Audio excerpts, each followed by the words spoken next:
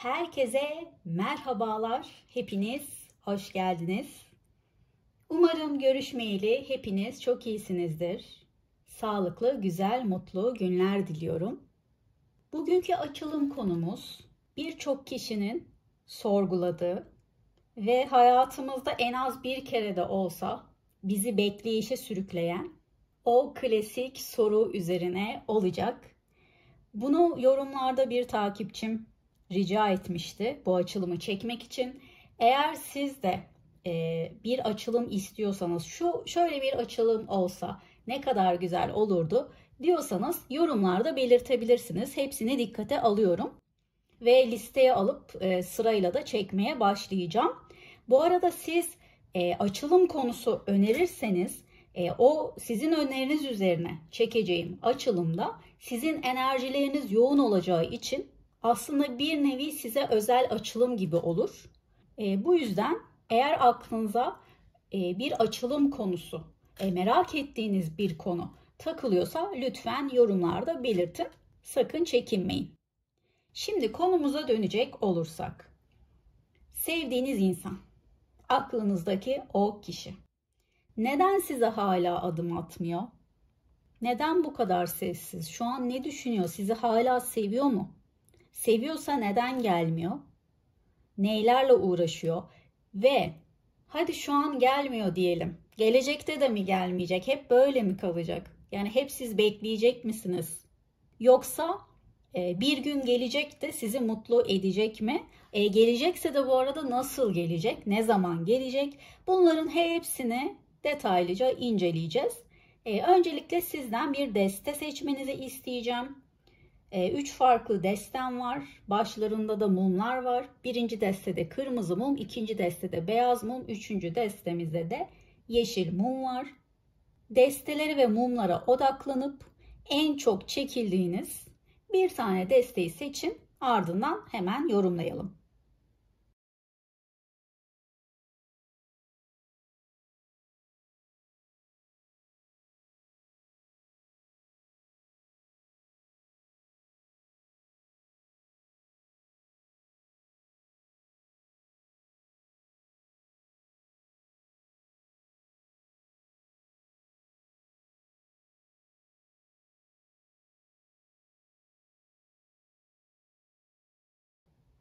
Sevgili birinci desteği yani kırmızı mumu seçen arkadaşlar hepiniz hoş geldiniz tekrardan.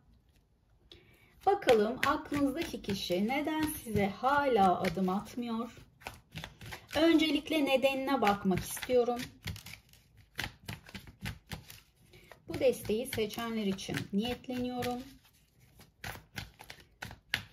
Bu desteği seçenlerin aklındaki kişi neden onlara adım atmıyor? Sebebi nedir? İmparatoriçemiz var. Kupa onlusu var. Değnek altılısı var. Değnek yedilisi ve şeytan kartımız geldi. Şimdi arkadaşlar burada neden olarak birazcık üzücü bir enerji var.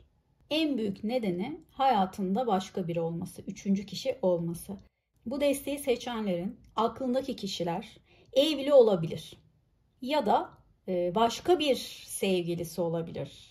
Ya da konuştuğu, görüştüğü başka biri var. Sevgilisi olabilir, flörtleştiği biri olabilir, dikkatini çeken biri olabilir. Böyle bir enerji aldım arkadaşlar. Ne yazık ki.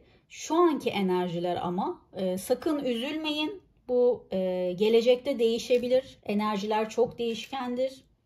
Bence açılımı dinlemeye devam edin.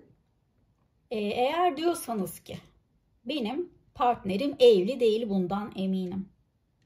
O zaman da yine aynı şey aslında. Şu anda odağını başkalarına yöneltmiş. Size değil de birazcık daha anı yaşamak istiyor. Başka insanlarla vakit geçirmek istiyor diyebilirim. Partneri olmasa bile, başka bir sevgilisi olmasa bile konuştuğu insanlar var. Ve bu şekilde kafasını dağıtmak istiyor. Şeytan enerjisi de geldi. Yani bu birazcık açgözlülükten de bahseder. Doyumsuzluktan da bahseder. Özellikle tensel amaçlı yeni arayışlara girmiş olabilir. Ya da sizi başkasına tercih etmiş olabilir. Şu anlık böyle bir enerji var arkadaşlar. Küçük bir kısmınızda da şöyle bir şey var.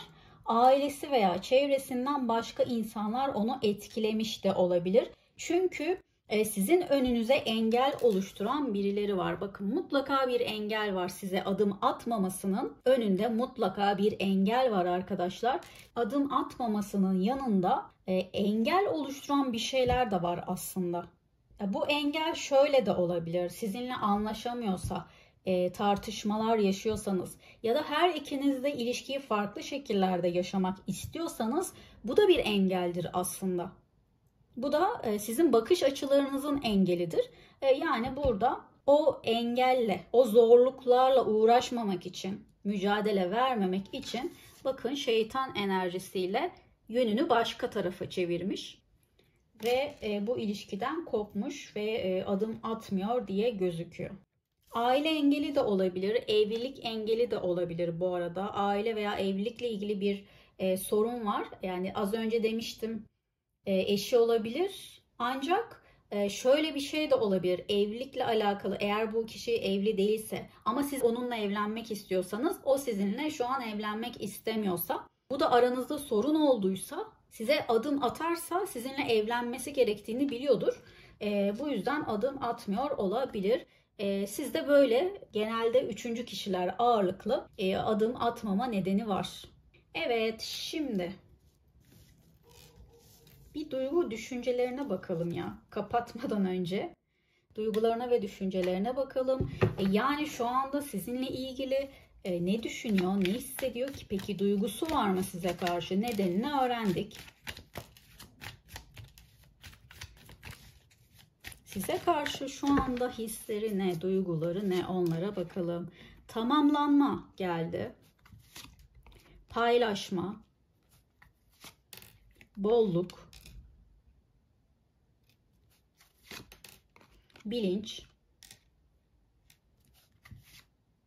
Kutlama kartı var. Şimdi evet, burada ciddiyet temalı, evlilik temalı bazı enerjiler görüyorum. Tamamlanma enerjisi, az önce en son söylediğim neden bundan kaynaklanıyor olabilir aslında. O iletişimi yüzeysel tutmak istiyorsa, anlık yaşamak istiyorsa, yani çok zorlanmadan, ilişkiyi ciddiyete taşımadan, evliliğe taşımadan iletişiminiz olsun istiyorsa, siz de tam tersi. İlişkiniz yoksa ciddi ilişkiye başlamak istiyorsanız ya da ilişkiniz varsa evlenmek istiyorsanız, bu onun amaçlarına zıt düşüyor olabilir arkadaşlar. Burada böyle bir durum var. İkinci neden zaten söylemiştik, evlilikten, kendi de evli olabilir. Yani ben burada birazcık daha şey anlıyorum. Bu kişi ciddi ilişki istemiyor şu anda. Bakın, bolluk kartı var aslında. Değnek altılısında da vardır o biraz. Başkaları tarafından beğenilme isteği. Yani tek bir kişiye ait olma değil de birden fazla insanla etkileşim içinde olma isteği. Şu anda bu isteğe bürünmüş. Bazılarıyla flörtleşiyordur, belki anlık konuşuyordur. Bazılarıyla tensel bir şeyler yaşıyordur. Biriyle de belki sevgilidir. Yani böyle başka başka enerjiler var ama hani o da sizde değil şu anda, yani o da dışarıda. Bakın, kutlama kartı zaten eğlenmekten bahseder, gününü gün etmekten bahseder. Bunları yaparken ama sizi düşünüyor mu? Evet, düşünüyor. Belki de o takıldığı başka karşı cinsler sizin kadar iyi değildir. Onu anlamıyordur. Ya da onu manipüle ediyordur. Onu üzüyordur. Böyle bir durum var burada. Paylaşma kartı da zaten, yani hislerini başkasıyla paylaştığı anlamı da çıkıyor bu açılımdaki enerjiye göre. Yani ben burada özetle ne diyebilirim sizin için? Sizi düşünüyor, aklındasınız ama size karşı şu an yoğun bir hisleri var mı? Şu anda yok. Ama belki gelecekte olur. Ona bakacağız. Sizin için şu anda ne diyor peki? Karşınızda var diyelim şu anda. Birden karşınızda beliriyor. Sizi görse peki ne derdi? İlk cümlesi ne olurdu mesela size?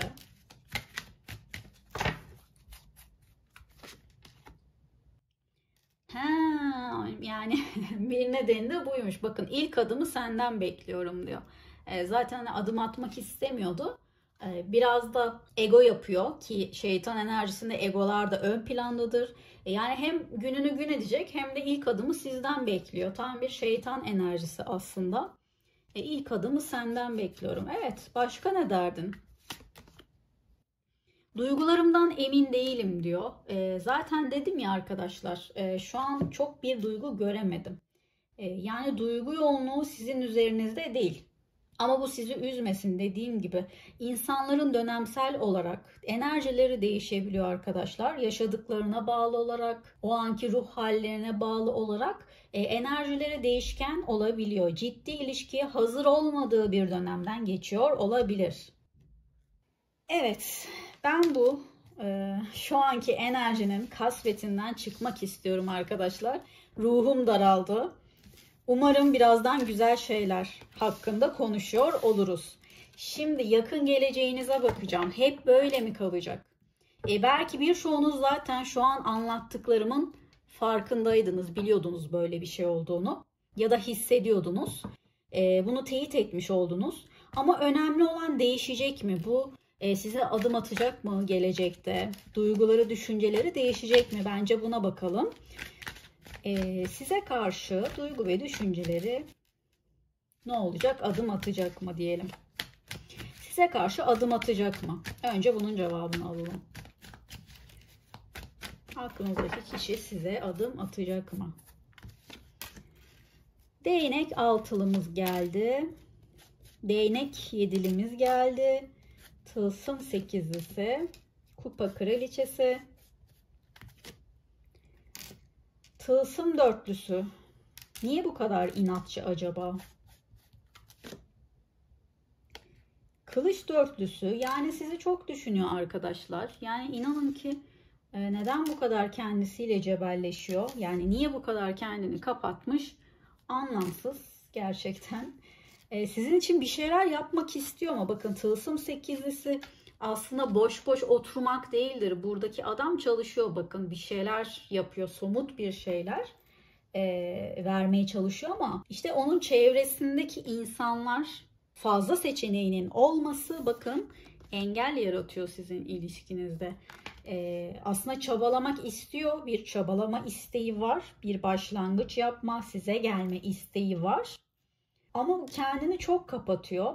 Hatta sizin onu sevdiğinizden de emin arkadaşlar. Belki çok fazla belli mi ettiniz hareketlerinizle ya da direkt söylemiş de olabilirsiniz. Sizin onu sevdiğinizi ve hatta sizin onu beklediğinizi biliyor. Belki de bundan cesaret alıyordur. Daha önce ona yazdıysanız, kavga ettikten sonra adım atan taraf siz olduysanız bir kere bile olmanız yeterli. Sizden bekliyor bir şeyler. Bakın yani kendini kapatmış. Çok sabit fikirli. Resmen adım atmamak için böyle kendini tutuyor gibi. Ama çok düşünmeye başlayacak gitgide. Daha fazla düşünme görüyorum ben burada. Peki bu direncini aşacak mı? Bu soruyu niye soruyorum biliyor musunuz? Aslında burada bırakacaktım. Ama burada çok fazla bir düşünme var. Yani bu kadar düşünmenin sonu nereye varacak? Mesela ben onu çok merak ettim şu anda. Sadece düşünecek mi? Kimse kimseyi boş yere düşünmez arkadaşlar. Onu ben bir söyleyeyim. Kimse kimseyi durduk yere bu kadar gece yattığında veya gün içinde düşünmez. Mutlaka ona karşı hisleri oluşmuştur. Bu kişinin karakteri zor ama onun karakterinden dolayı zaten sizi bekletmesinin bir nedeni bu. Adımı sizden bekliyor gördüğünüz gibi. Hops. Şey diyelim. Bu kadar düşünme sonucunda peki size adım atacak mı? Yani düşündü bu kadar, evet. Sonra ne olacak? Yes. Boş yere düşünmüyor demedim mi arkadaşlar size? Kimse kimseyi gerçekten bu kadar düşünmez. Ya bir çıkarı vardır ya sevgisi vardır. Bakın hisleri birden artıyor. Şu ana kadar hiç duygu görememiştik. Ama yakın gelecekte bir anda artan hislerine bakar mısınız? Kupa onlusu. Kupa ası da değil, birden ona çıkmış. En zirveye çıkmış. Böyle bir durum var. Bu kadar sevgi onu size getirir arkadaşlar. Adım atar. Şöyle yapalım. Peki yakın gelecekteki duygu düşünceleri ne olacak size karşı, ona bakalım. Yakın gelecekte size karşı duygu ve düşünceleri ne olacak? İyileştirme. Açılım çok uyumlu gidiyor bu arada. Cevaplar hep birbirinin devamı niteliğinde. Bu da bizim doğru yolda olduğumuzu, açılımı doğru yorumladığımızı gösterir. İyileştirme, ilişkinizdeki ya da ilişkiniz yoksa iletişiminizdeki bir şeyleri artık iyileştirecek. Böyle kalsın istemiyor. Size şu anda da duygusu çok yoğun olmasa bile sürekli onun aklındasınız. Böyle bir durum var. Sadece aksiyon konusunda biraz yetersiz. Hemen pat diye bir aksiyon alamıyor. Çok fazla düşünüyor. Bu düşünme nedeni hepinizde farklıdır tabii ki. İyileştirme geldi, hayal. Yakında size karşı duyguları depreşecek ya. Sizinle ilgili hayaller kurmaya başlayacak. Geçmişe nostalji yapacak ve geçmişteki güzel günlerinizi hatırlayacak. Geçmişinizi yad edecek. Bundan dolayı da sizi daha fazla özleyecek. Dostluk kartı geldi. Yani bu şey demek aslında, dostluk bildiğimiz dostluk, arkadaşlık gibi değil de burada. Bir elmanın iki yarısı gibi olmak. Birbirine bağlanmak. Zaten ağaçlar burada iç içe geçmiş gördüğünüz gibi. Yüz yüze görüşmek, sorunları halletmek, ilişkiye başlamak, tamamlanmak gibi anlamları var bu açılımda. Dolayısıyla size adımı kesinlikle olacak diyebilirim. Şu an değil ama yakın gelecekte aniden artan bir sevgisi var size. Yavaş yavaş ve kademeli olarak değil de hani birden böyle aklına geleceksiniz ve çıkmayacaksınız. Sizi düşündükçe daha fazla sevmeye başlayacak. Savaşmak. Bu savaşmak, bir saniye bir tane daha alayım. Macera. Yaratıcı. Yaratıcı da bir adımdır. Savaşmak sizin için savaşmaktan bahsediyor buradaki gidişata göre. Sizin için mücadele etmek. Sizin için bir şeyler yapmak. Belki de çok fazla kalbinizi kırdıysa hemen evet demeyecekseniz eğer sizin için uğraşacak diyebilirim. Çünkü yaratıcı bir şeyler yapması lazım. Sizin gönlünüzü alması için mantıklı, zekice hamleler yapması lazım. Bunları düşünerek adımı olacak. Peki devam edelim. Şu desteden gelecekte sizi neler bekliyor? Bir de buna bakalım. Adım atacak gibi gözüküyor arkadaşlar. Ama sonrasında ne olacak? Yani yakın gelecekte sizi neler bekliyor?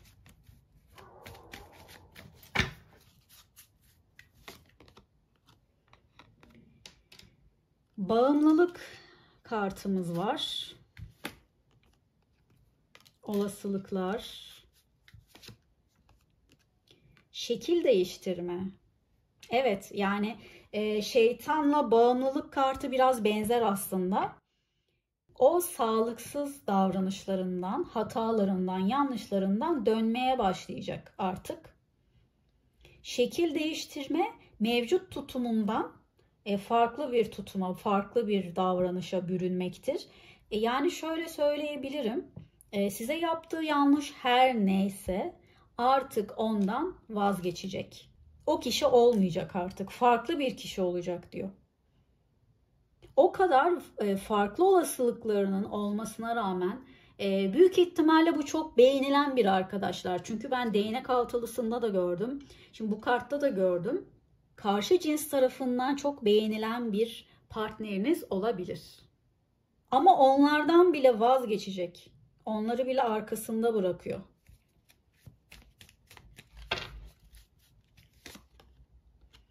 Kalp kırıklığı var. Stratejik oyuncu kartı var. Teklif kartımız geldi.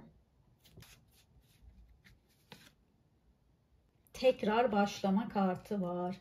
Şimdi karşımızdaki insan tamam değişecek. Onda bir problem yok. Ama bu kişinin karakteri genel olarak zor bir karakter demiştik ya.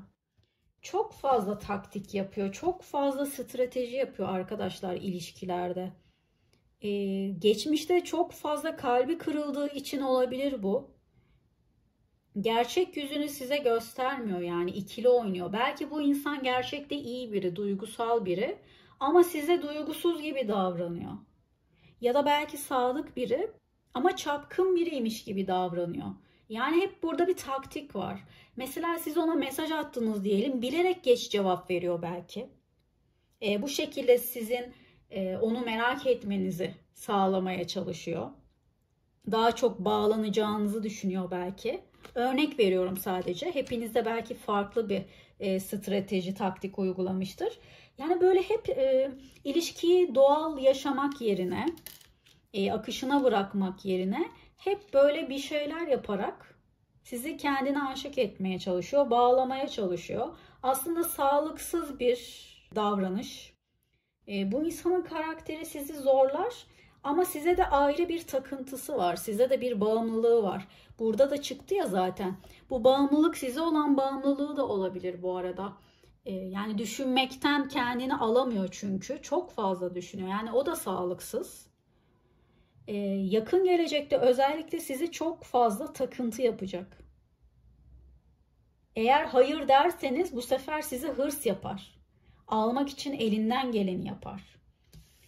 Ama bakın burada bir teklif geliyor size ondan ve bir de ilişkinin tekrar canlanması kartı var.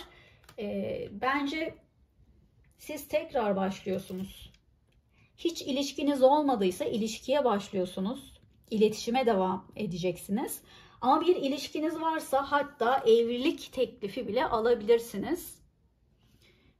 Burada bir evlilik teklifi geldi çünkü. Bu alacağınız teklif size evet yeniden başlayalım dedirtecek. Belki hani onu affetmekte zorlanıyorsanız eğer sizi yapacağı teklifle ikna edecek ve size evet dedirtecek.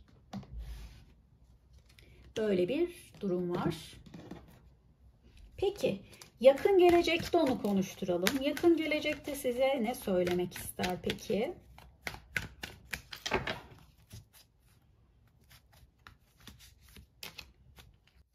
Sen benim ruh eşimsin. Bizi zorlayan hep karmalarımız. Belki de sizi bu yüzden düşünüyor olabilir mi arkadaşlar? Ruh eşisiniz belki. Birbirinizden o yüzden kopamıyor olabilirsiniz. Birçoğunuz da böyle olabilir. Bir bağınız vardır ve sizi birlikte olmasanız bile zihnen bir arada tutuyordur. O da bu bağı hissedecek olacak ki size gelecekten şöyle sesleniyor. Sen benim ruh eşimsin diyor.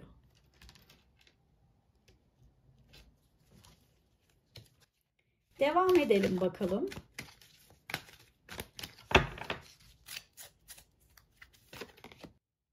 Mutsuzum diyor. İstediği kadar yönünü başkalarına çevirsin. İstediği kadar gününü gün etmeye çalışsın. Sadece kendini kandırıyor. Mutsuzum diyor. Yani o tür zevklerden artık keyif almıyor arkadaşlar. Belki kafasını dağıtmak için başlamıştı. Başka birine veya başka birilerine yönelmişti ama yakın gelecekte bu ona artık keyif vermemeye başlayacak ve mutsuz olacak. Zaten o mutsuz olduğu noktada size daha fazla yoğunlaşacak. Evet, bir tane daha alalım.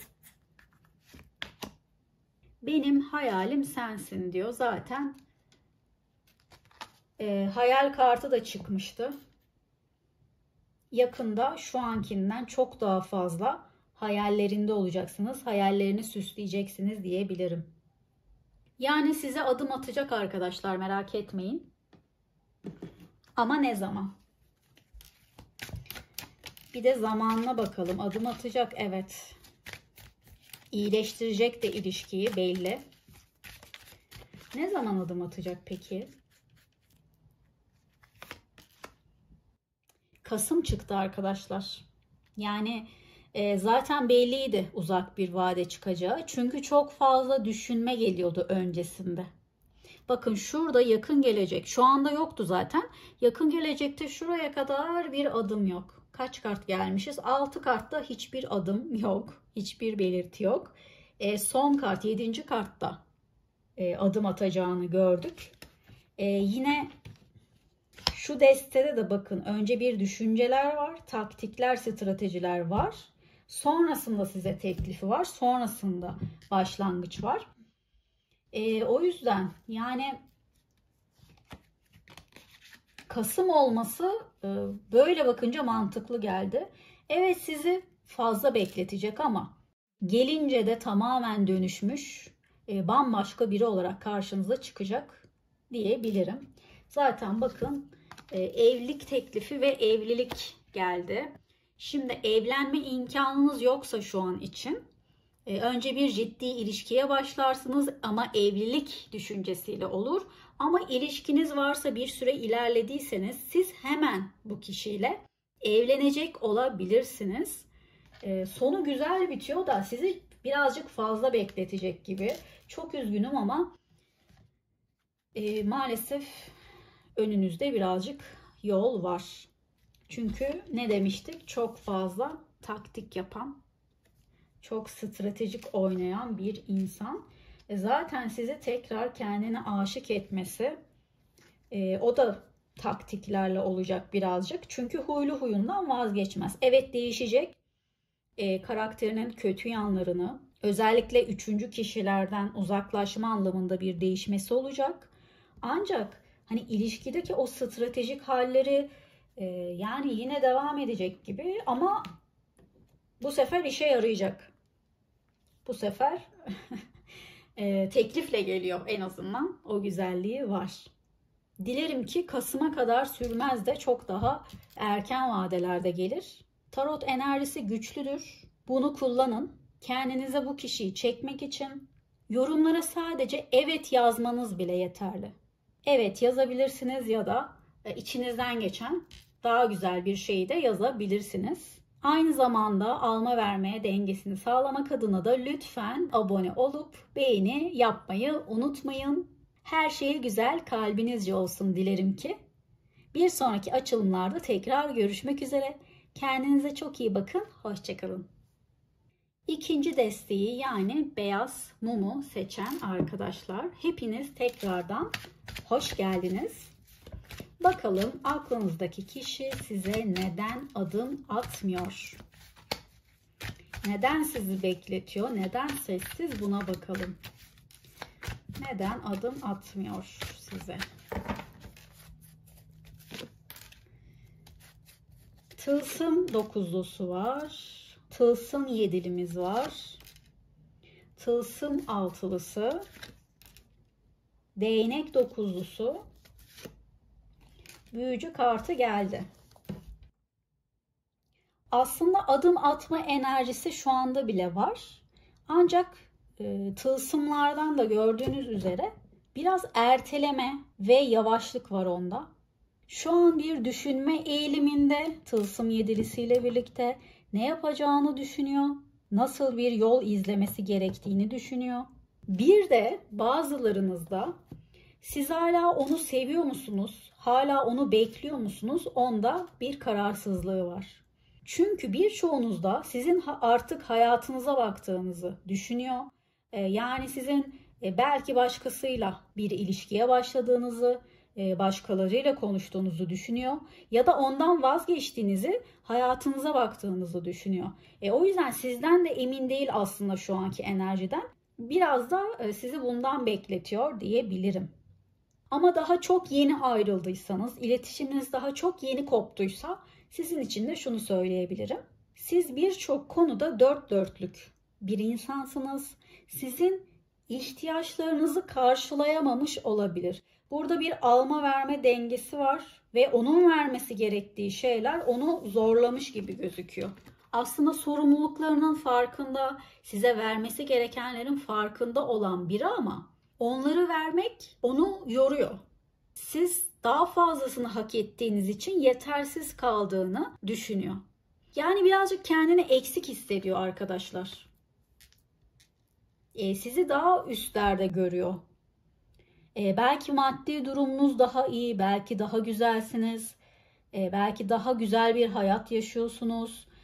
Sizi daha üst seviyede gördüğü için sizin seviyenize çıkmakta zorlanıyor. Bunu başaramayacağını düşünüyor.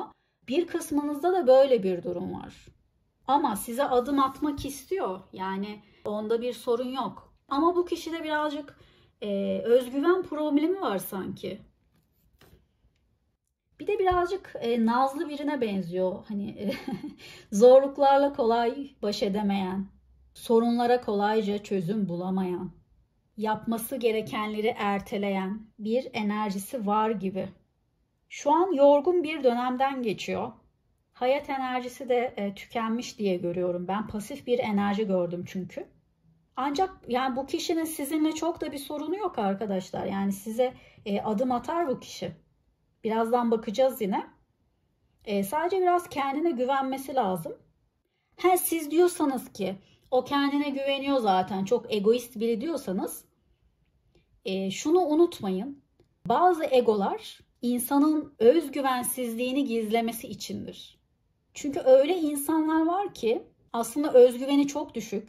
Karşıdaki insan ondan birçok konuda üstte ya da üstte olmasa bile, aslında hepimiz eşitizdir ama üstte olmasa bile kendini o kişiden daha alt seviyede görüyor. Ve bunu kamufle etmek için egolarını ön plana çıkarıyor. Yani olduğundan daha farklı bir insanmış gibi davranıyor. Farklı farklı anlamsız hareketlere bürünüyor. Sizin özgüveninizi de düşürmek istiyor, dibe çekmek istiyor. Kendi seviyesine çekerse sizin özgüveninizi de eşitleneceğini düşünüyor. Böyle insanlar var. Belki birçoğunuz karşılaşmışsınızdır. Onda böyle bir durum var. Ama büyücü kartında özgüven vardır. O özgüvenini toplayacak, yükselecek. Ne yapması gerektiğini de bilecek. Çünkü bu kart ne yapması gerektiğini bilen ve adımlarını ona göre atan bir insandan bahseder bize.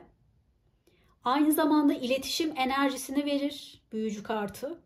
Artık bu ilişkinin sorumluluğunu eline almak isteyecek ve size o adımı ne pahasına olursa olsun atacak. Sadece birazcık cesaret, birazcık özgüvene ihtiyacı var. Ama şu anda bile atabilir. Ya bir kısmınızda bir ay içinde adım alacak olabilirsiniz. Böyle bir durum var. Çünkü çabuk bir iyileşme var onda. Çok da büyük sorun göremedim ben burada açıkçası. Şimdi size karşı duygu ve düşüncelerine bakmak istiyorum şu anlık. Şu andaki enerjide size karşı duygu ve düşünceleri neymiş bakalım. Ödün kartımız geldi. Ya evet, size karşı fedakarlıklarda bulunmak isteyecek. Gerekirse kendinden ödün verecek ama ilişkinizden sizden ödün vermeyecek. Tamamlanma kartı geldi. Zaten size adım atmakla da kalmayacak aslında. Bu kişi sizinle ciddi düşünüyor arkadaşlar. Sizinle vakit geçirmek için gelmeyecek size. Sizinle tamamlanma düşüncesiyle gelecek. Nedir bu tamamlanma? Bir ilişkiniz yoksa ciddi ilişkiye başlarsınız. Bir ilişkiniz varsa tamamına erersiniz.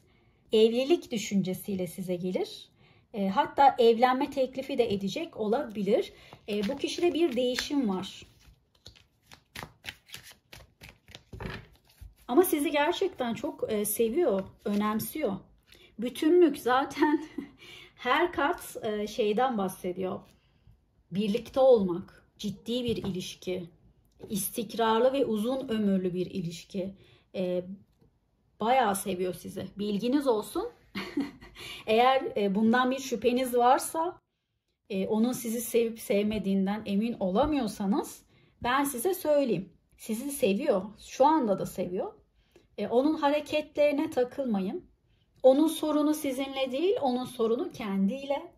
Ama kendine de çok kısa bir zaman içerisinde çeki düzen verecek, kendini toparlayacak. Bilinç kartı geldi. Zaten sizi şu anda da çok düşünüyor. Bayağı bir, yani onun hayatının merkezindesiniz de sizin haberiniz yok gibi hissediyorum ben. Bakın gözyaşları nasıl içine içine akıyor. Size söylediğim şeylere bakın. Onun yaşadığına bakın. İzole ediyor kendini. Bu söylemek istediği şeyler onun içinde kalmış. Sadece düşünüyor şu anda. Güzel niyetleri var, güzel amaçları var size dair. Ama birazcık kısa bir bekletme süreci olacak. Ondan sonra size dönüşü olur. Evet, tam da dediğim gibi salıverme. Biraz ağırdan alıyor. Biraz ağır hareket ediyor. Ama çok bekleteceğini ben sanmıyorum. Peki, size şu anda ne söylemek isterdi? Diyelim ki şu an karşınızda pat diye çıktı. İlk cümlesi ne olurdu?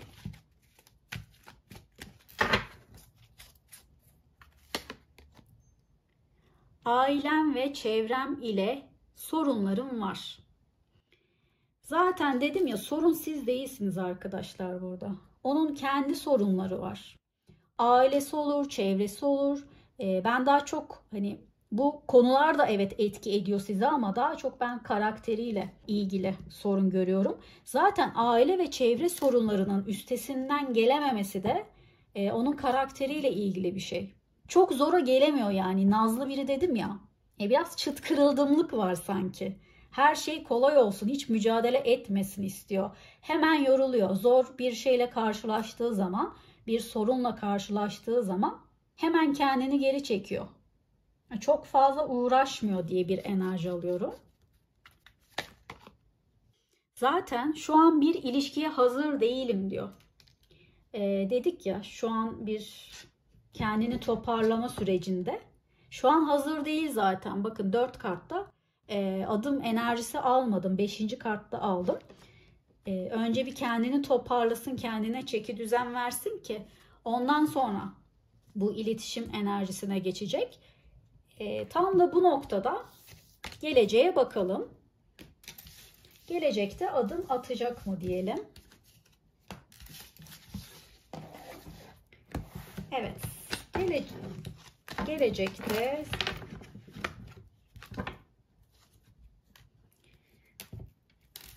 Gelecekte size adımı olacak mı? Adım atacak mı?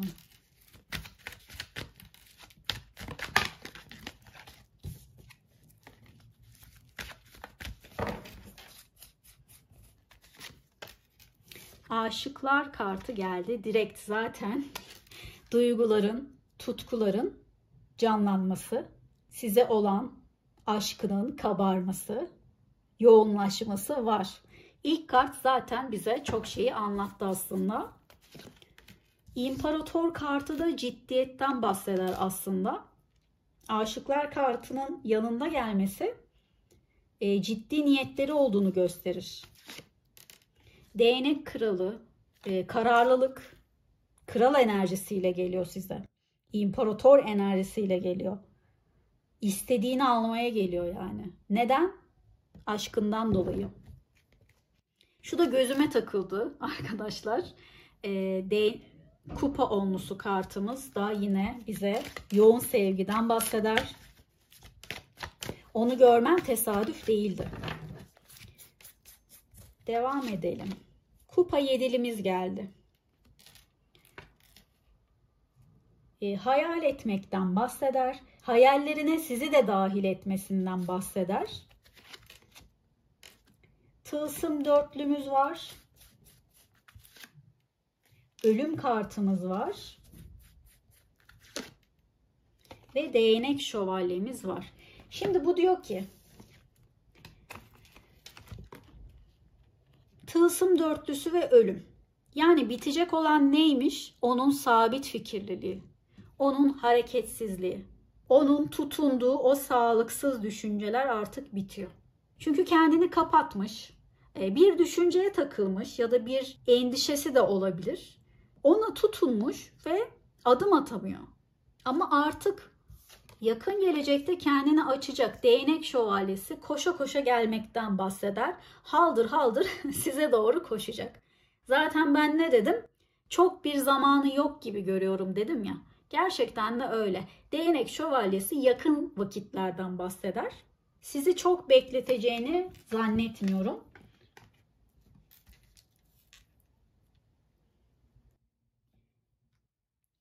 Ve yakın gelecekte yine size karşı duygu ve düşüncelerine bakalım.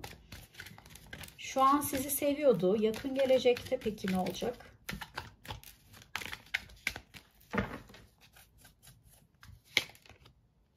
An be an geldi. An be an akıntıyla gitmek. Yavaşlama. Zaten evet. Kendini durduruyordu ya. Biraz yavaşlama enerjisinde ama onu artık salacak gibi. Yani biraz daha akışına bırakacak o yavaşlama enerjisini. Salıyor artık, bırakıyor.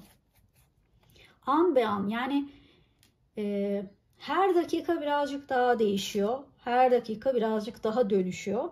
Bu yüzden dönüşmesi hızlı olacak gibi. Ahlak kartımız geldi.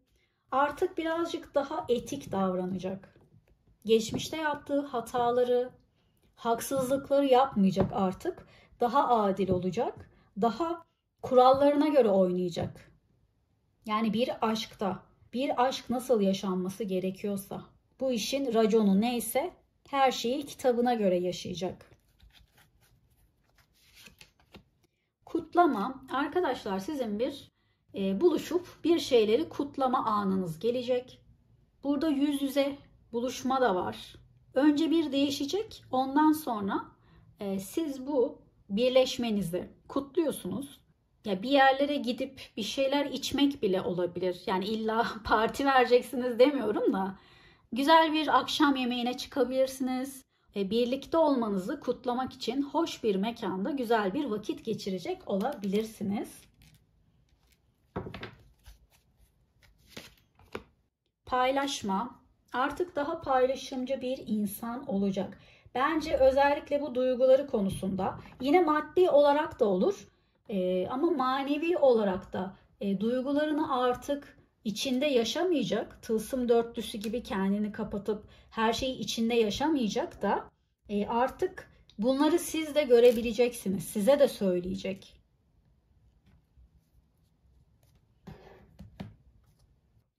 Peki.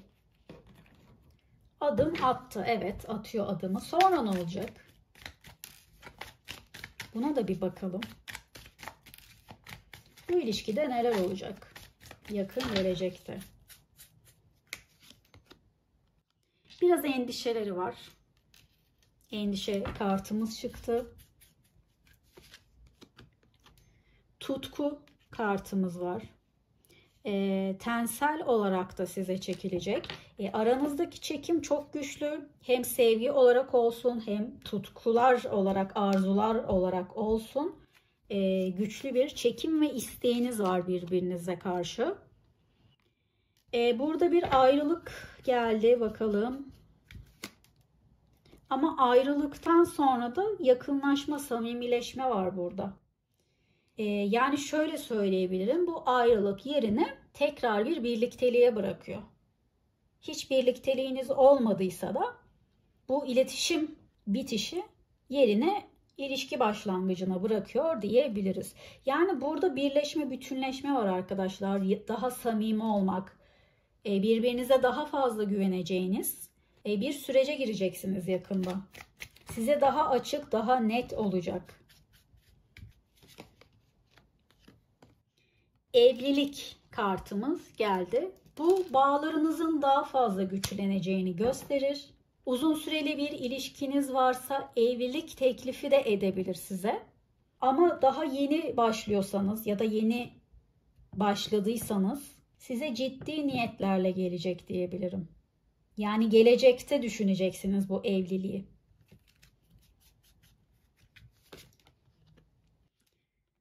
Sizin için doğru zamana ihtiyacı var arkadaşlar. Gerekli hamlelerin yapılması için de doğru zamana ihtiyacı var. Onunla istediğiniz şekilde bir ilişki yaşamanız için de zamana ihtiyacınız var. Zaman her şeyi düzeltecek. Sizin bir şey yapmanıza gerek yok. Siz sadece sabırla bekleyin. Tatlı canınızı da sıkmayın beklerken. Umutlu olun. Hatta geleceğinden emin olun. Bu şekilde hayatınıza devam edin. Zaten sizin olan size gelecek. Bir tane daha içimden geldi. Bir tane daha alayım.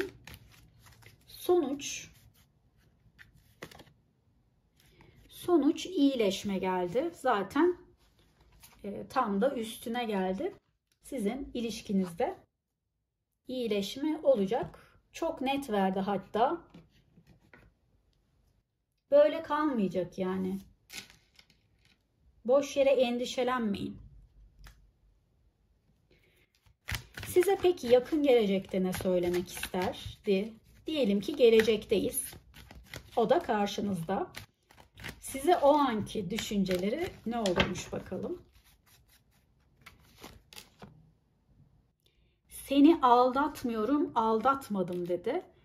Zaten geçmişte bir aldatma enerjisi görmedik. Ben üçüncü kişi etkisi çok alamadım açıkçası. Bu da tam üstüne geldi. Sizi aldatmıyor arkadaşlar. Eğer öyle bir şüpheniz varsa, acaba başkalarıyla konuşuyor mu, görüşüyor mu diyorsanız görüşmüyormuş. Yani bu görüşmeyi şey olarak düşünün ama ciddi bir ilişki anlamında görüşmüyor.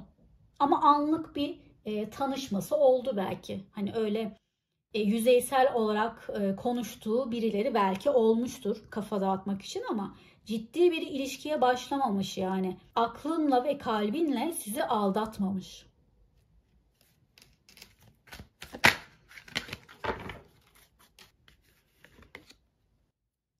Yeniden bir araya geleceğimizi hissediyorum diyor. Ben de öyle hissediyorum. Geleceksiniz de zaten. Ne yapıyorsam ikimiz için yapıyorum diyor. Gerçekten de doğru. O sizin için bir şeyler yapacak zaten. Çünkü imparator kontrolü ele almak demektir. İlişkinin kontrolünü o üstlenecek, sorumluluğunu o üstlenecek ve bu iyileştirme enerjisi ondan geliyor. Sizden gelmiyor. Paylaşma enerjisi de var zaten. Maddi manevi ondan bir şeyler gelecek artık size. Ki tılsım altılısı kartı da çıkmıştı az önce. O da çabalamaktan bahseder, bir şeyler vermekten bahseder. Dolayısıyla yakın gelecekte ne yapıyorsa yapsın ikiniz için yapacak. İkinizin mutluluğu için yapacak. Ve gerçekten de onun da hissettiği gibi yeniden bir araya geleceksiniz. Ama ne zaman? Bakalım ne zaman bir araya geleceksiniz?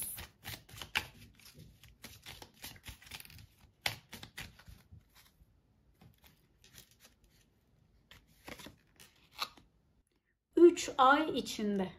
Bir ay içinde toplayacak olabilir ama. Kendine gelmeye başlayacak olabilir. Çünkü büyücü kartı almıştık şu anki enerjide. Bir ay içinde iletişim enerjisine girmeye başlayacak. Ama net ve kesin bir adımı 3 ay içerisinde olacak. Farkındaysanız 3 ay sonra demiyor ama. Yani kiminiz 1 ay sonra alacak olabilirsiniz. Kiminiz 2 ay sonra. Yani maksimum en fazla 3 aya kadar adım alıp ciddi ilişkiye başlıyorsunuz. Böyle de bir enerji aldık. Dilerim ki tabii bu 3 aya kadarki süreç daha kısa olur. Tarot enerjisi güçlüdür arkadaşlar. Bu enerjiyi kullanın. Bu yüzden bu açılımın enerjisini çekmek için yorumlara sadece evet yazmanız bile yeterli olur. İster evet yazın, isterseniz içinizden gelen başkaca bir şey yazıp bu enerjileri çekebilirsiniz. Ayrıca abone olup videoyu da beğenirseniz alma verme dengesini de sağlamış oluruz. Her şey güzel kalbinizce olsun. Bir sonraki açılımlarda tekrar görüşmek üzere. Kendinize çok iyi bakın. Hoşça kalın. Üçüncü desteği seçen arkadaşlar, yani yeşil mumu seçenler, tekrar hoş geldiniz. Bakalım aklınızdaki kişi size adım atacak mı? Ama öncelikle size neden hala adım atmadı buna bakacağız. Size neden hala adım atmıyor? Nedeni ne?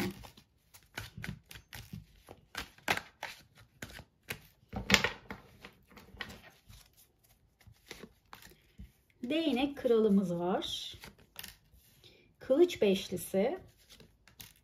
Yıkılan kule. Kupa üçlüsü.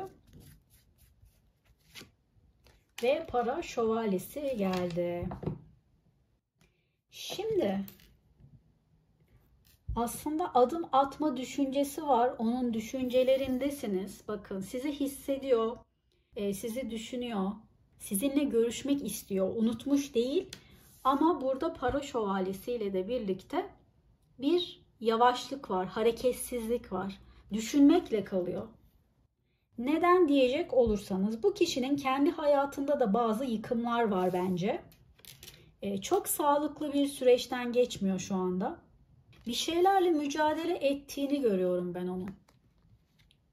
Bence bu sizinle olan ilişkisi veya siz değilsiniz. Bu kendi hayatında mücadele ettiği zorluklar. Kötü bir süreçten geçiyor. Bazı kayıplar yaşamış olabilir hayatında. Ya da psikolojisine ağır gelen şeyler yaşamış olabilir. Üzüntüsü olabilir. Bu yüzden size adım atmıyor.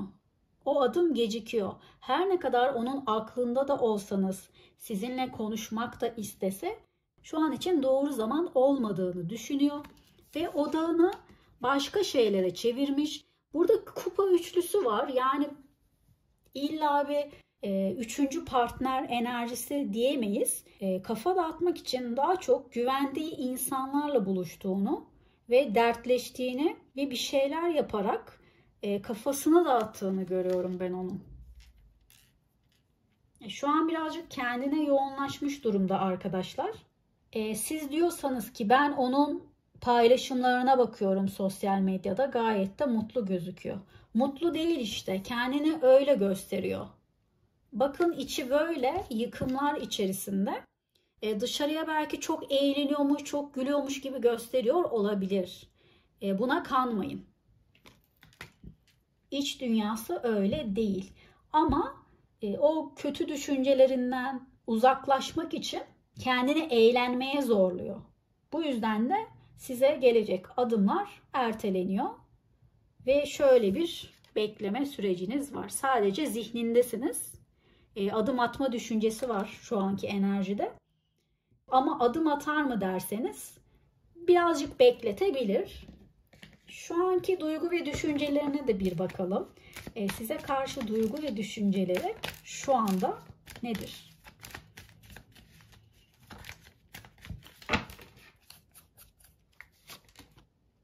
Zaten ne demiştik? Size atacak adımı erteliyor. Tam da erteleme kartı çıktı. Evet, size ulaşmak istiyor. Onda bir sorun yok. Dediğim sebeplerden ötürü birazcık bu süreci askıya almış. Daha sonra atacak adımını. Ahlak kartı var. Her şeyin kurallara uygun olmasını istiyor. Kitabına göre yaşamak istiyor. Disiplinli biri olabilir, düzenli biri olabilir. Size gelirse gönül eğlendirmek için gelmeyecek. Gerçek bir aşk, gerçek bir ilişki nasıl yaşanıyorsa hepsini kuralına göre yaşamak istiyor. Bu yüzden de birazcık sizi bekletiyor zaten. Çünkü bir ilişkiye şu anda hazır değil. Hazır olduğunda size gelecek.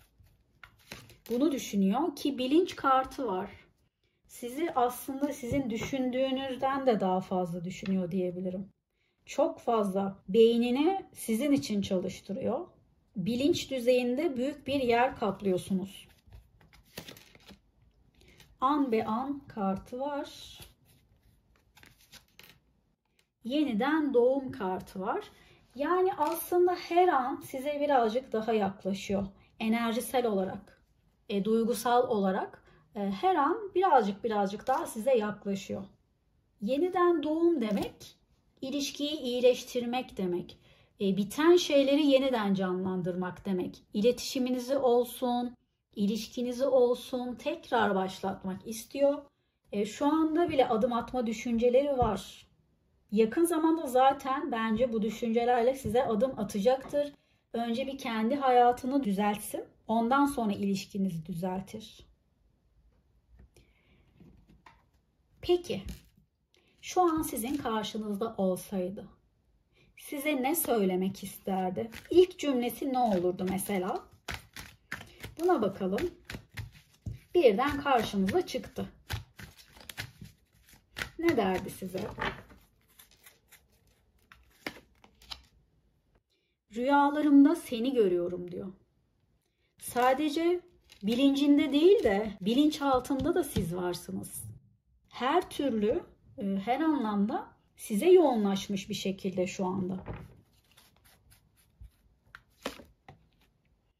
Ama dedim ya, şu an onun için doğru bir zaman değil.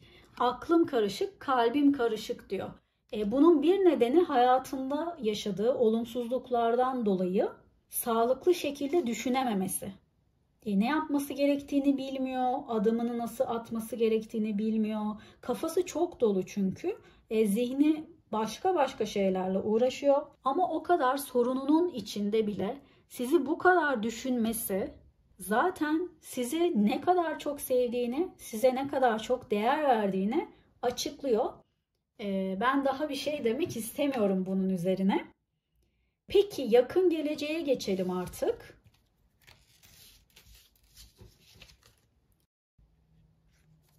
Adım adım size yaklaşıyor. Evet. Peki yakın gelecekte ne olacak? Size adım atacak mı? Yakın gelecekte size adım atacak mı? Zaten adım atacak mı derken değnek sekizlisiyle birlikte ilk kartta bir iletişim enerjisi aldık. Dedim ya, çok fazla zamanı kalmamış. Evet, kalmamış çünkü ilk kartta iletişim geldi. Çok yakında ondan haber alacaksınız arkadaşlar. Size adım atacak. Boşuna düşünmüyor yani sizi o kadar. Yıkılan kule var. Kılıç şövalyesi var. Yine bir değnek kralı aldık. Kılıç kraliçesi. Siz mi ona çok kızdınız arkadaşlar? Öfkelendirdi galiba sizi birazcık. Kupa prensi de geldi. Şimdi ermiş ve kupa prensi geldi. Aranızda ani bir bitiş olmuş olabilir. Ya da kendisi sizi kızdıracak bir şey yapmış olabilir. Bir anda iletişimi kesmiş olabilir. Bir anda ilişkiyi bitirmiş olabilir. Sanki bundan dolayı siz ona biraz kızmışsınız. O da size kızmış ama siz daha çok kızmışsınız bir şeylere sanki. Kalbiniz kırık. Tamam, hala onun gelmesini istiyorsunuz, bekliyorsunuz ama kalbinizde birazcık kırılmış sanki arkadaşlar. İstemeden ona öfke çalıştırıyorsunuz aslında. Size haksızlık yaptığını düşünüyorsunuz ama bunları içinize atmışsınız. Bakın, yani belki de bu hislerinizi herkesle konuşamıyorsunuz. O sizin öfkeniz içinizde birikmiş ve büyümüş. Yalnız kalmak istiyorsunuz. Birçoğunuz yalnız kalmak istiyor. Bu hislerinden, yaşadıklarından herkese bahsetmiyor gibisiniz. Bazılarınız kimseye de bahsetmemiş, içinde yaşıyor gibi. Ama onun gözü hala sizin üzerinizde. Yakın gelecekte de öyle olacak. Ve aniden gelen bir iletişim var ki zaten kupa prensi de geldi. Siz her ne kadar ona tepkili de olsanız, o atacağı o sıcak sevgi dolu adımla birlikte sizin kalbinizi yumuşatacak. Böyle kalmayacak. Çünkü o birazcık daha ılımlı geliyor bana. Değnek kralı daha sıcak enerjidir. Size tutkuları çok fazla, arzuları çok fazla. Biraz da onun size karşı olan fiziksel çekimi onu size yaklaştırıyor. Ama sevgisi de yok mu? Hayır, var. Sevgisi de var. Evet. Şimdi şuradan da bir gelecek için duygu düşüncelerine bakalım. Adım atıyor. Onda bir sorun yok. Size yakın gelecekte duygu düşünceleri ne olacak? Yoğunluk, size yoğunlaşma durumu var. Odağını tamamen size çevirecek. Duygusal anlamda da yoğunluk var. Tutkusal anlamda da var. Zihinsel anlamda da var. Tamamen size dönecek yani. Size yoğunlaşacak. Yaratıcı kartımız geldi. Sizin için bir şeyler yapacak ama biraz zekice hamleler yapmak istiyor. Yaratıcılık kartı geldi. Sizin değeriniz onda çok yüksek arkadaşlar. Bu İmparatoriçe kartına denk gelen bir karttır aynı zamanda. Bu yüzden sizi gelecekte baş tacı yapacak diyebilirim. Hayatının merkezine alacak sizi. Belki bazılarınız için bu söylediklerim imkansız geliyor olabilir ama imkansız değil. Zaten hiçbir şey imkansız değildir. Sizin ilişkinizde hiç değil. Size çok değer veriyor. Bilmiyorum size göstermiş midir? Umarım bunun farkındasınızdır. Geçmişte söylemişse çok iyi olur. Çünkü gerçekten sizi çok önemsiyor. Yakın gelecekte de bu değişmeyecek. Tecrübe etme. Sizinle ilgili planları var geleceğe dair ve noktalayan kartımız da geldi. Aşıklar kartı. Yakın gelecekte size yoğunlaşa şöyle bir aşkta zirveyi yakalıyorsunuz. Gelecek planlarını sizinle yapacak. Şu anda belki değeriniz o kadar yüksek olmasa bile gelecekte o kadar yükseliyor ki hatta sizi evleneceği insan olarak görmeye başlayacak. Duygular gelecekte ortaya çıkmaya başladı gördüğünüz gibi. Şimdi peki adımı aldık. Duyguları da aldık. Yükselen bir aşk var. Canlanan, yükselen, artan, zirveye ulaşan bir aşk var. Evet, bunları gördük. Peki ne olacak başka yakın gelecekte? Neler yaşayacaksınız? Güç kartımız geldi. Bu engelleri aşacağınızı da gösterir. Eğer varsa aranızda bazı engeller, hiç engelinizin olmadığını düşünüyorsanız bile karakter engelleriniz olabilir. İlişkiye bakış engeliniz olabilir. Yani farklılıklarınız engel yaratıyordur. İlişkiye farklı bakıyorsunuzdur. İstekleriniz, talepleriniz farklıdır. Karakterleriniz çok farklıdır.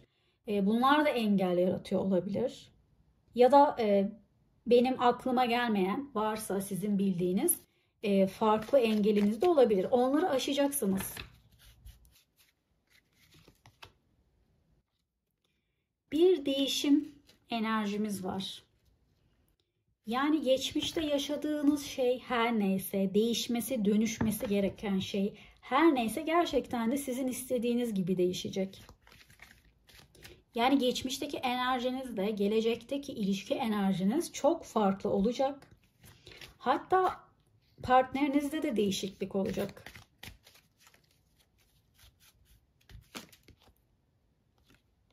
İçsel büyüme, gelişme var. Bunu duygulardaki gelişme olarak da alabiliriz. İlişkinin iyileşmesi olarak da düşünebiliriz. Güzel gidiyoruz. Artık yönünüzü bulacaksınız. Belki bu zamana kadar partneriniz seçim yapmakta zorlandı. Doğru yönü bulmakta zorlandı. Ama artık her şey net olacak. Hangi yöne gitmesi gerektiğine dair net bir karar verecek. Bu ikiniz için de iyi olacak. İlişkiniz için de iyi olacak. İki şey arasında kalıyorsa özellikle sizi seçecek. engel yaratan şeyler varsa veya kişiler varsa onları arkasında bırakıp yine sizi seçecek. Burada yönünü bulma durumu var gelecekte. Ve ruh eşi kartımız geldi. Zaten aşıklar kartı da gelmişti. Aranızdaki bağ çok güçlü arkadaşlar. Ama bence bunu siz bilmiyorsunuz. Belki bir kısmınız biliyordur da sanki çoğunuz da bunu gelecekte öğreneceksiniz. Ben öyle hissettim. Gelecekte artan bir sevgi yoğunluğu var birbirinize karşı. Hatta ruh bağınız da olabilir, ruh eşi gibi. Gerçekten de aşıklar kartında da var biraz o. Ruh eşi olabilirsiniz. Birbirinizi tamamlayacak gibisiniz. Bir elmanın iki yarısısınız. Hatta burada ruh eşinin resmine bakın. Gelinle damat var, birleşiyorlar. Belki bu bağınız evlenmenize sebebiyet verecek.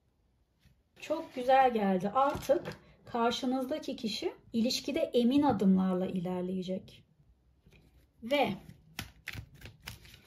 peki yakın gelecekte onu konuşturalım. Geleceğe gidelim yine. Gelecekte sizin karşınızda olsa size ne söyler?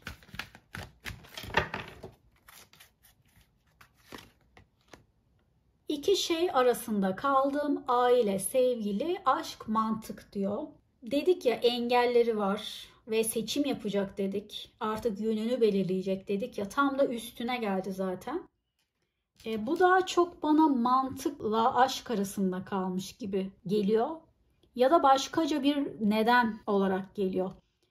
Aile ile sevgili arasında kalma ihtimali düşük. Yani ailesiyle veya eşiyle sizin aranızda kaldıysa sizin sayınız çok düşük bu açılımda ama o da bir ihtimal olarak geldi tabii ki. Ama ben daha çok başka iki şey arasında kalmış gibi hissettim ama sizi seçecek.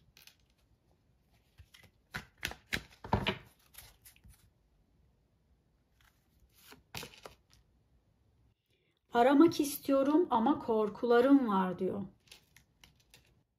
Bu da yaşadığı kötü şeylerden dolayı olabilir. Psikolojisine etki eden şeyler yaşamış demiştik ya. Hem bir de sizi de kızdırmış ya. Sizin de ona ne tepki vereceğinizi bilmiyor bir yandan. Bu da onda korkuya sebebiyet veriyor. Yani biraz sizden korkuyor arkadaşlar. Gerektiği zaman dişlerinizi çıkaran birisiniz. Ya da o son iletişiminizde ona kızmış ve biraz keskin sözler sarf etmiş olabilirsiniz. Tek istediğim şey sensin diyor gelecekte. Zaten seçimini yapacak demiştik. Bu da tam üstüne geldi yine. Her şey birbiriyle bağlantılı gidiyor gördüğünüz gibi. Bu da açılımın doğru olduğunu gösterir. Tek istediğim şey sensin. İki şey arasında kalmıştı ya, bakın teke indiriyor onu. Size yoğunlaşacak tamamen. Ve o tüm isteklerinin arasında tek istediği şey siz olacaksınız. Ve son olarak ne zaman adım atacak peki? Çok güzel şeyler geldi. Hatta en olumlu deste sizinki diyebilirim. Çünkü duygu yoğunluğu en yüksek deste bu desteydi. Ne zaman adım atacaksın bakalım? Haziran. Gerçekten de tam da düşündüğüm gibi yakın bir zamanda adım geliyor. Şunun şurasında ne kaldı zaten? Eğer bu açılımı Haziran'dan sonra dinlerseniz o zaman Haziran'da adım atmaya karar vermiş ve yakında adım atacak diye düşünebilirsiniz. Ama bu videoyu Mayıs-Haziran gibi dinliyorsanız mutlaka Haziran ayı içerisinde adım alacaksınız. Sizler için çok da bir vadesi kalmamış. Zaten adım enerjisindeydi. Yakın bir zamanda da kendini toplayıp geliyor. Ama kesin ve net bir kararla geliyor. O çok güzel özellikle. Bir gelip bir gitmeyecek yani. Öyle bir amacı yok. kalıcı olarak geliyor. Hatta uzun süreli bir ilişki istiyor. Buna da karar vermiş artık. Yönünü tamamen size çevirecek. Tarot enerjisi güçlüdür arkadaşlar. Bu enerjiyi kullanın. Bu enerjiyi hayatınıza çekmek için yorumlara sadece evet yazmanız bile yeterli olur. Ama içinizden daha güzel bir şeyler yazmak gelirse yine yazabilirsiniz tabii ki. Ve abone olup videoyu da beğenirseniz alma verme dengesini de sağlamış oluruz. Her şey güzel kalbinizce olsun. Bir sonraki açılımlarda tekrar görüşmek üzere. Kendinize çok iyi bakın. Hoşça kalın.